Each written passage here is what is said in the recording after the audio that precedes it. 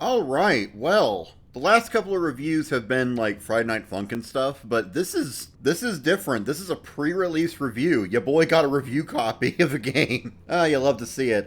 So this game is Angel's Gear. This is a game by Scumhead, who, if you ever played Shrine or Shrine 2 or Lycanthorn 1 or 2 or Vomitorium, etc., same guy. He's done a lot of stuff with like the Doom engine, and Angel's Gear it's a different engine. It's Pixel Game Maker. And I just want to say, I love Scumhead stuff. He can always be relied upon to deliver something fun, you know? And spoiler alert, Angel's Gear is no different. I friggin' love this game. I do have some complaints. There are some things that I think could be done better, but you know, no game is perfect. So let's start with the positives. Well, actually, no. Let me give a quick synopsis of the story. So, you play as a soldier fighting in a war. During one of the battles that you're taking place in, the moon explodes and a dragon named Deus Vane erupts from it and lands in front of you, killing everyone around you. After Deus Vane appears, the world goes straight to hell, and everything is infected by a disease called the Gear, which is basically a disease that turns things into biomechanical abominations that exist only to spread that disease and kill anything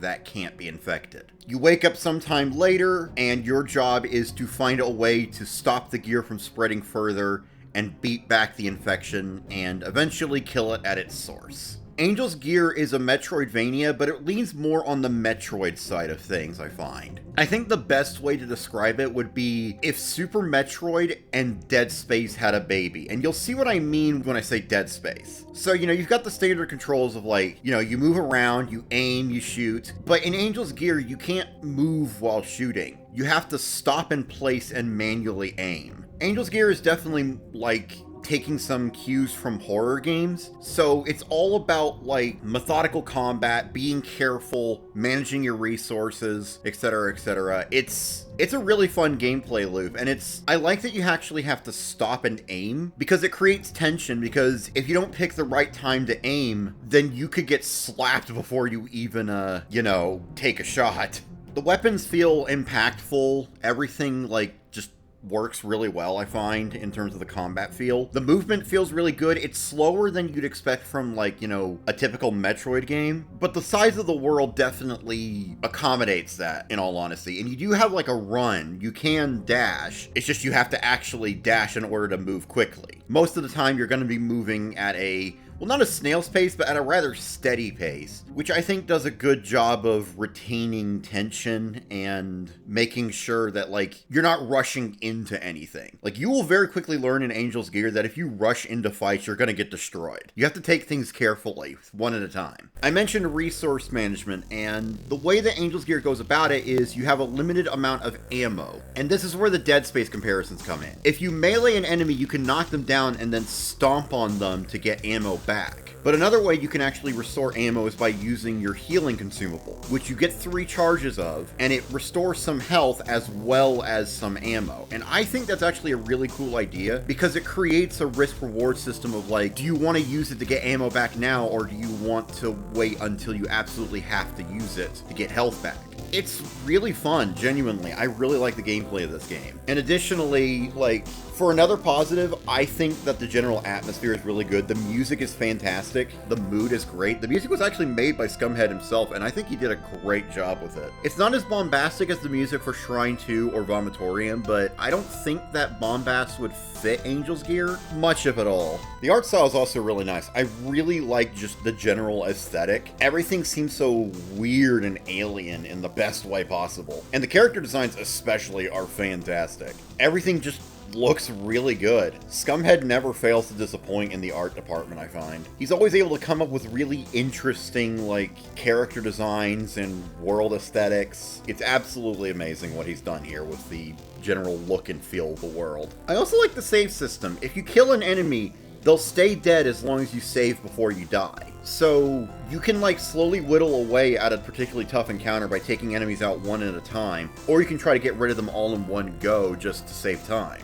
I like that a lot, honestly. I think it's a good way to balance the existence of a save point system because, like, enemies don't come back, so as long as you're saving whenever you get the chance, you can actually clear out areas and make them completely safe to traverse. Of course, I imagine that this feature is going to be a little bit divisive in some ways, but I personally like it. It's just all a matter of taste, I guess. Also, the story is really good. I really appreciate that Scumhead actually went out of his way to write a more hopeful post-apocalyptic story. Because if you get the best ending, you can out and out save the world and destroy the gear. You can actually ensure the world has a future. And I really appreciate that. And all of the characters are really likable and interesting. The main villain, Heathcliff, is especially interesting because he never comes across as, like, you know, stereotypically villainous. Like, I can appreciate a good, like, self-aware villain that knows they're evil and owns it. I can appreciate that, but Heathcliff just was a very interesting antagonist. And I kind of wish we saw more of him, honestly. But all the characters are fantastic. Nadia is my personal favorite. She's this gremlin with robot arms, and she's wonderful. Just bless her heart, she's the best.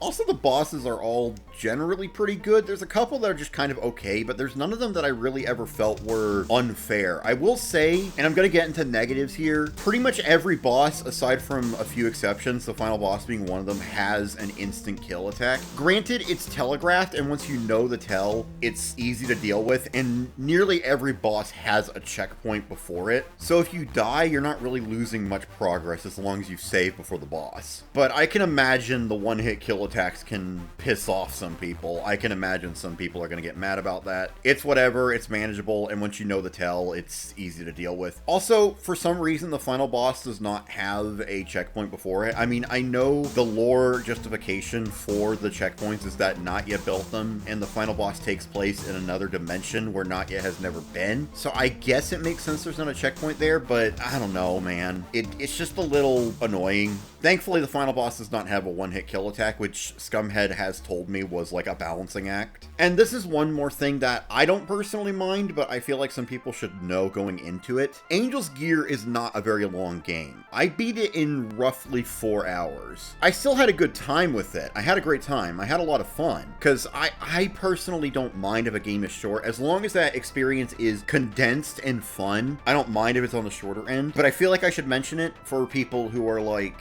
who might be on the fence about that kind of thing. What else? I didn't really notice any major glitches. Oh, controller support is a little scuffed, and this is not entirely Scumhead's fault. This is kind of the fault of Pixel Game Maker being weird. It might just be a me problem, but I ran into some issues with getting my controller to work properly with it and getting all the inputs to line up correctly with what the game was telling me. Fortunately, the keyboard controls work fine, and I just eventually went to those. The controls still work on keyboard, so it's not a big deal, but it is something I should mention. But overall, I really liked Angel's Gear. I had a great time with it. Scumhead just doesn't miss. The dude is a fantastic developer and deserves every bit of support he gets. So I think I've said everything I want to say about the game. Stay safe out there, everybody. Goodbye.